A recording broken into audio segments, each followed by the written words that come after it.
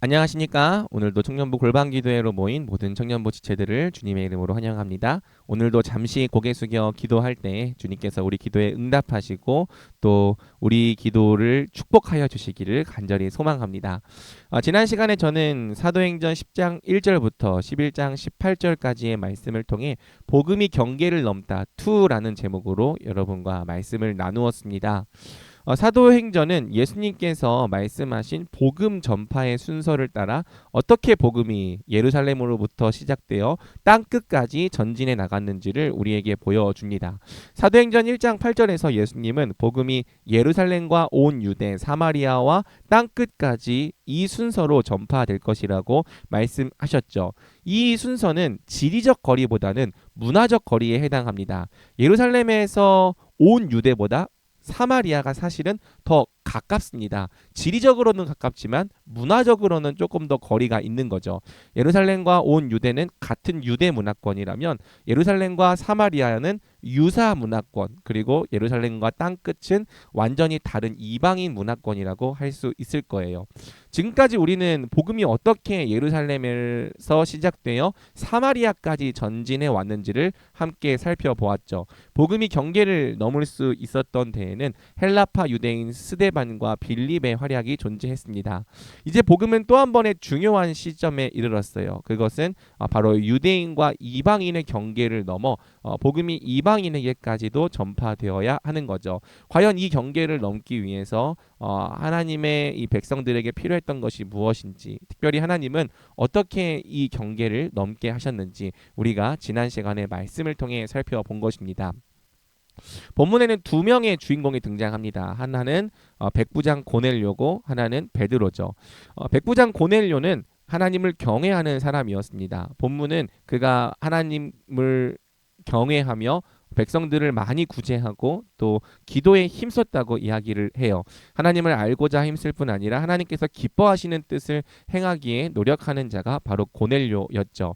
하나님은 고넬료의 구제와 기도를 기억하시고 그의 구제와 기도가 하나님 앞에 상달되었다고 말씀하십니다. 그리고 그를 더 깊은 은혜로 인도하시기 위하여 베드로에게 사람을 보내어 베드로를 청하여 그에게 말씀을 듣게 하시죠. 그리고 그가 베드로의 말씀을 들을 때 그에게 성령의 선물을 주심으로써 고넬료 또한 하나님의 백성으로 기꺼이 받아들이십니다. 우리가 이 말씀을 통해서 함께 살펴본 것은 하나님을 알고자 하는 우리의 모든 노력과 경건한 중심이 다 의미가 있고 결코 헛되지 않는다는 거예요. 하나님의 주권과 예정 교리는 어차피 하나님께서 주권적으로 모든 영혼을 다 구원하시기 때문에 우리의 노력이 다 쓸모가 없고 헛되다 말하는 교리가 아닙니다. 하나님의 주권과 우리의 이 인간적인 노력은 완전히 다른 차원에서 벌어지는 일이에요. 분명히 하나님은 하나님의 차원에서 우리를 주권적으로 구원하시지만 우리는 우리의 차원에서 우리가 해야 될 이 노력과 또 경건한 마음이 필요한 것이죠. 하나님을 알려 하고 복음을 듣고 이해하려 하고 또 기도하는 것을 통하여서 하나님께 진실한 마음으로 가까이 가려 하는 것이 하나님 앞에 의미가 있다는 것입니다. 하나님은 그러한 우리의 인격적인 반응을 사용하셔서 그분 또한 인격적으로 자신을 우리에게 나타내시는 거죠. 그래서 우리가 어떠한 일에든지 하나님을 정말 중심을 다해 알아가기를 힘쓰자라는 내용을 첫 번째 포인트에서 나누었습니다. 이렇게 고넬료는 복음을 받아들일 준비가 되어 있었어요. 문제는 누구에게 있습니까? 베드로죠. 복음을 전해야 될 베드로에게 여전히 깨어지지 않는 고정관념과 통념이 있었던 것입니다. 그래서 하나님은 베드로에게 특별한 환상을 보여주십니다. 바로 하늘에서 거대한 그릇이 내려오는데 그 그릇에 부정한 짐승들을 담아 놓으시고는 베드로에게 이 짐승들을 잡아 먹으라 말씀하시는 환상이었죠. 베드로는 자신이 이 부정한 짐승들, 속되고 더러운 짐승들을 잡아먹을 수 없다고 대답합니다. 하나님께서 명령하신 것을 하나님의 명령 때문에 내가 하지 못하겠다고 거절한 것이죠. 그러나 하나님은 말씀하세요. 내가 깨끗하다 말한 것을 네가 더럽다고 말하지 말라. 그러면서 잡아먹으라 3번에 걸쳐 말씀하시는데 하나님은 베드로는 이 하나님의 명령을 3번 다 거절하고 거부하죠. 이것이 왜 그런가? 베드로는 구약의 율법에 익숙한 사람이었습니다. 율법에는 정결법이라고 하는 이 깨끗함과 더러움에 관한 법이 있고요. 정결법에는 어떤 동물은 부정하고 어떤 동물은 깨끗하다를 나누는 분별의 기준이 적혀 있습니다. 그래서 구약의 백성들은 하나님께서 정결하라고 말씀하신 명령을 따라서 어떤 짐승은 먹고 어떤 짐승은 먹지 않았던 것이죠. 그런데 이 예수님의 말씀에 의하면 실제로 어떤 짐승은 깨끗하고 어떤 짐승은 부정했던 것이 아닙니다.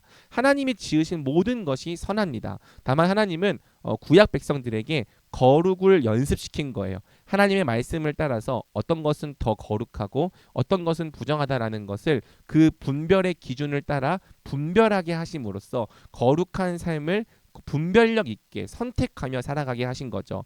이와 마찬가지로 신약 백성도 하나님의 뜻을 분별하는 것을 통해 거룩하게 살아가는 거예요. 더 이상 신약 백성들은 어떤 동물이 부정하냐 깨끗하냐를 따질 필요는 없지만 여전히 하나님의 기뻐하시고 선하시고 의로우신 뜻이 무엇인지를 분별하며 살아야 한다는 점에 있어서는 구약의 백성들과 조금도 차이가 없는 것이죠. 자, 문제는 베드로가 이제는 더 이상 구약에 속한 백성이 아니라 신약에 속한 백성이 되었다는 것입니다. 그렇다면 그는 이제 예수님께서 깨끗하다고 선언하신 말씀을 따라서 이러한 이 짐승들이 나를 더럽히거나 부정하게 할 수 없음을 알고 하나님의 명령을 순종해야 하는 거예요. 그러나 베드로가 어렸을 때부터 익숙하게 경험해 왔던 그 조상들의 전통과 율법이 이러한 짐승들을 먹는 것은 부정하고 악하고 더럽다라는 이 편견을 끊임없이 그의 인격에 주는 것이죠. 그리고 이러한 생각들에 사로잡혔을 때 베드로는 아무리 그것이 진리가 아닐지라도 그의 문화적인 기준에 의하여 그 짐승들을 잡아 먹을 수가 없는 것입니다. 짐승들을 잡아먹는 문제는 결국 그 짐승들을 실제로 먹고 있는 이방인들과 교제하는 문제랑 이어지죠. 이방인들은 할례를 받지 않았고 또 더러운 것과 깨끗한 것을 구별하며 살지 않기 때문에 유대인들은 저 사람들이 부정하다고 여기며 그들과 교제하기를 꺼렸던 것입니다. 그러나 하나님은 내 앞에서는 누구도 부정하지 않다. 하나님이 지으신 모든 것이 선하다 말씀하시면서 그 문화적 편견으로부터 베드로가 극복해내야 할 것을 말씀을 하신 거죠. 그렇습니다. 여러분 신약의 기준은요. 더 이상 우리가 갖고 있는 어떤 문화적인 표지가 우리를 더욱더 거룩하게 하거나 의롭게 하지 못한다는 거예요. 우리가 갖고 있는 어떤 문화적 행위가 우리를 하나님 앞에서 더 의롭게 하거나 우리를 하나님 앞에서 더 거룩하게 하지 못한다는 거죠. 유대인들이 이방인들과 달리 할례나 또는 정결법을 더 지킨다고 해서 더 거룩한 존재가 되는 게 아니었던 것처럼 오히려 예수님을 믿는 믿음이 그 중심에 똑같이 있다면 누구나 하나님 앞에서 차별 없이 받아들여졌던 것처럼 우리도 이제는 신약 시대가 그러한 시대임을 인정하고 특별히 내 문화를 중심으로 생각하는 이 생각으로부터 벗어날 수 있어야 하는 거죠. 잘못된 자문화 중심적 편견으로부터 벗어나야 하는 것입니다. 그렇지만 이것이 인간의 본성상 결코 쉬운 일이 아닌 거죠. 우리는 너무나도 성급하고 빠르게 내 문화와 내가 경험했던 것을 중심으로 저건 나쁘다, 저건 악하다, 저건 부정하다, 저건 더럽다 이 정죄를 하는 거예요. 그리고 저러한 양식으로 살아가는 사람들이랑은 조금도 하나 되기를 싫어하는 거죠. 이러한 문화적 편견과 이 고정관념이 있을 때 복음은 경계를 넘어 다른 문화에게로 전해질 수가 없는 것입니다. 실제로 그 문화는 하나님 앞에서 아무런 문제가 되지 않아요. 하나님은 상관없다 말씀하시고 하나님은 깨끗하다 말씀하시는데도 우리 안에 있는 이 자문화 중심적인 편견이 저건 나쁘다, 악하다, 더럽다 말하게 함으로써 이 복음을 넘어가게 하는 것에 거대한 걸림돌과 장애물이 되는 것이죠. 문화적 편견의 극복이 필요하다. 그것은 단순히 이 종족 간의 경계에서뿐 아니라 오늘날 우리 세대 간의 경계, 기성세대와 젊은 세대 간의 경계에서도 이것이 있어야 극복이 되는 거고요. 동시에 또 오늘날에는 5년 단위로도 세대가 급격하게 달라지기 때문에 서로 다른 이 문화적 기준을 갖고 있는 사람들이 그리스도 안에서 하나이고 복음을 전파할 수 있으려면 우리에게 문화와 본질을 똑바로 분리해낼 수 있는 올바른 눈이 필요하다는 거예요. 그럼 마지막으로 우리가 어떻게 이 문화와 본질을 우리의 신앙으로부터 정당하게 구별해낼 수 있는가? 그것은 진리를 더 분명하게 알아야 한다는 것이죠. 성령께서 베드로를 인도해 주시고 성령께서 베드로를 깨끗하게 해주셨습니다. 베드로를 인도해 주셨습니다. 진리로 인도해 주셨습니다. 그래서 이 성령의 인도를 따라서 베드로가 하나님의 뜻이 무엇인지를 이해하고 비로소 그 안에 있었던 이 자문화 중심적인 편견을 극복할 수 있었던 거죠. 마찬가지예요. 진리는 우리를 자유케 합니다. 진리를 더 분명히 알수록 우리는 수많은 인간이 만들어낸 전통과 규율에 얽매이는 게 아니라 더 그러한 것으로부터 자유로울 수 있어요. 왜? 우리의 거룩함과 우리의 의로움은 이런 인간들이 만들어낸 문화적 전통과 규율을 지키는 것을 통해 우리에게 주어지는 것이 아니라 오직 예수님을 믿는 믿음으로만 주어짐을 분명히 알고 확신하기 때문이죠. 그래서 진리가 분명한 교회일수록 진리가 아닌 영역들에 대해서는 오히려 관대할 수 있는 것입니다. 반대로 진리에 관심이 없고 진리에 무지한 교회일수록 사실상 이래도 되고 저래도 되는 부분에 마치 이것이 절대 바뀔 수 없는 본질인 것처럼 목숨을 걸며 집착을 하게 되는 거죠. 우리의 교회가 선교적이기 위해서는 우리 교회가 본질과 문화를 정당하게 구별해낼 수 있어야 하는 거예요. 다른 사람들이 들어왔을 때 우리 너무 쉽게 빨리 우리의 문화적 기준으로 정죄하지 않을 수 있어야 되는 거예요. 그리고 그것이 비록 우리의 문화와 다른 모습일지라도 진리에 저촉되는 부분이 아니라면 그것에 대해서 충분히 관대하게 용납하고 수용할 줄도 알아야 하는 거죠. 그러기 위해서는 우리가 정말 진리를 알아가기에 힘쓰고 진리 안에서 자유하기를 힘써야 하는 것입니다. 오늘 우리가 이 기도 제목을 갖고 기도하기 원해요. 정말 우리 청년부가 고착화된 교회, 더 이상 이 인간의 전통과 이 규율에 사로잡혀서 아무런 변화도 할 수 없는 교회가 아니라 새로운 문화들이 물밀듯 밀려올 때 거기에 대해서 진리라고 하는 올바른 기준을 가지고 새로운 문화와 또 변화를 받아들일 수 있는 선교적 교회가 될 것을 같이 기도하면 좋겠습니다. 우리 같이 기도로 나아가겠습니다.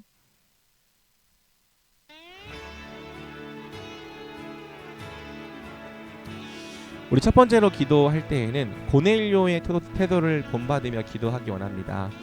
하나님을 진심으로 알려하고 또 그분을 닮아가기 원하는 우리의 모든 노력은 다 의미가 있습니다. 우리는 그분을 알기 위해 최선을 다해야 합니다. 그분을 섬기기 위해 모든 중심을 다해야 합니다.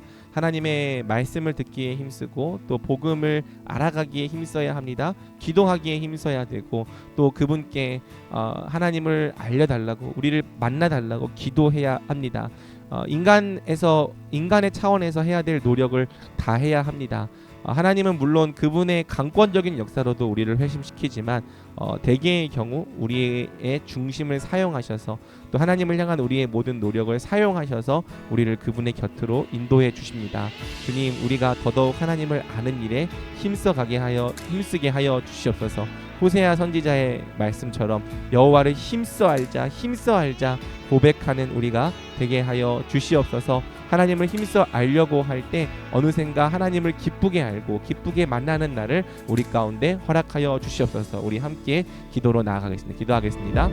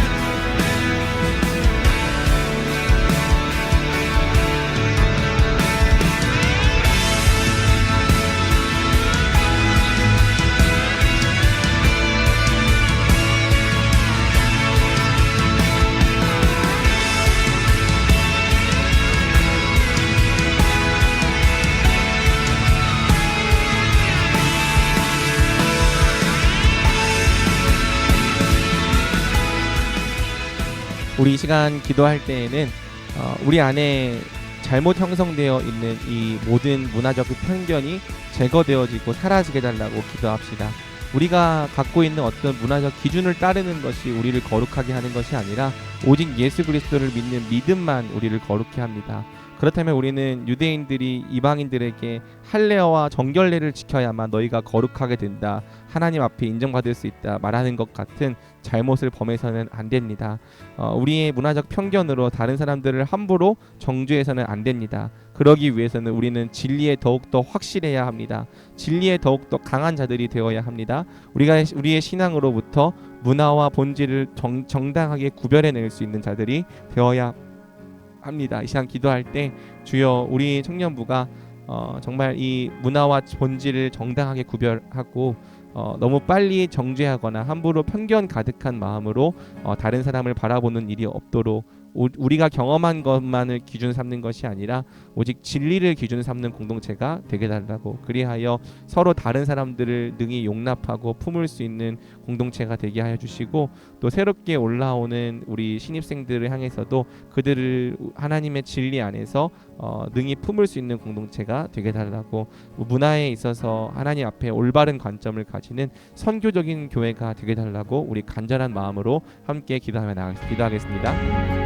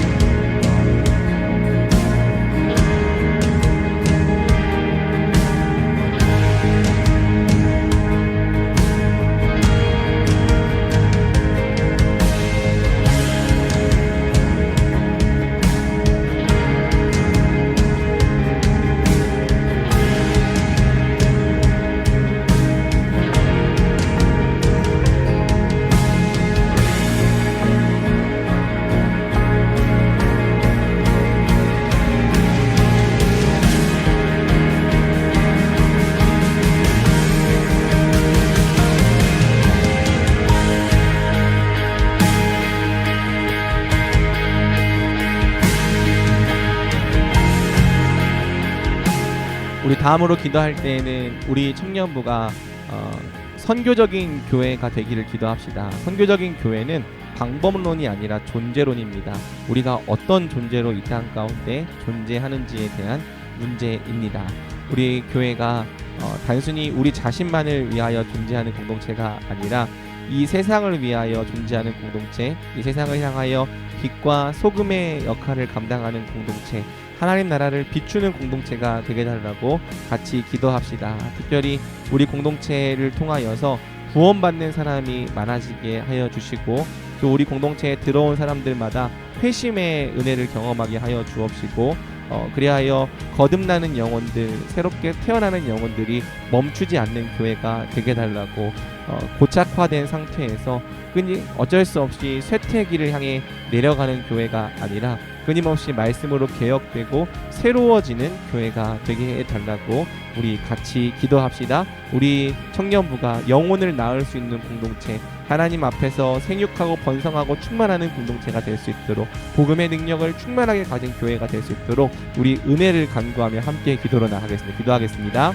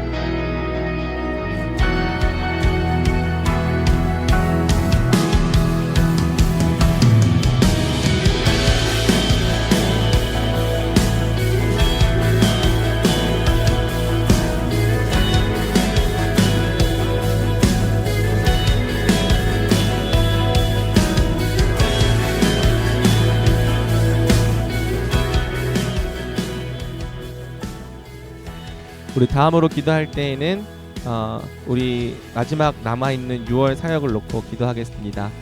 돌아오는 주에 이상원 전도사님께서 또 말씀을 전하시는데, 전도사님의 말씀을 통해 우리 청년부가 말씀의 꼴을 풍성하게 누리는 공동체가 될 수 있도록 같이 기도해 주시기 바랍니다. 또 돌아오는 토요일 날에 이제 상반기 마지막 도시 전도가 있습니다. 하나님께서 몇 사람을 함께 하게 하여 주시든지 함께 나아가 또 복음을 전하려고 할 때에 주님께서 그분의 증인이 되고자 하는 우리의 중심에 많은 은혜를 부어 주시기를, 복음을 전하는 것이 단순히 두렵고 어려운 일로 끝나는 것이 아니라 자기의 본성을 부인하는 일이 되게 하여 주시기를, 특별히 CCC 아웃리치 팀이 우리 교회로 또 전도 여행을 와서 우리와 함께 할 때 우리가 그들을 사랑으로 맞이하고 환영하는 공동체일 수 있기를 같이 기도합니다.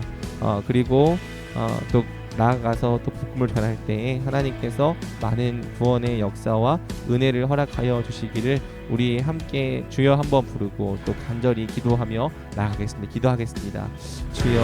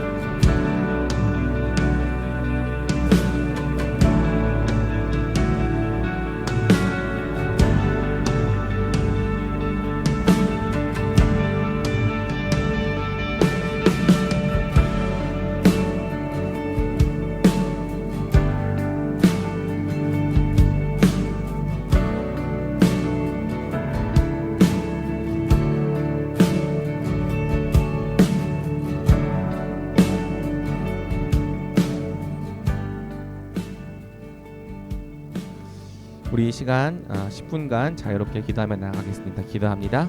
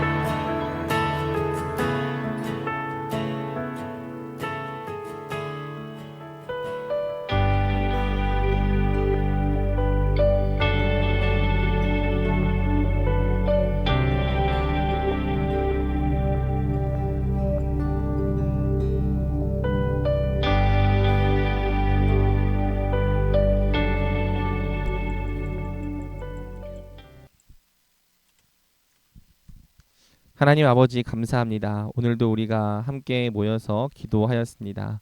주님, 우리 주님은 주님을 향한 우리의 경건한 마음과 중심을 모두 기억하시고 그것을 기쁘게 받으시고 인격적으로 응답해 주시는 분입니다.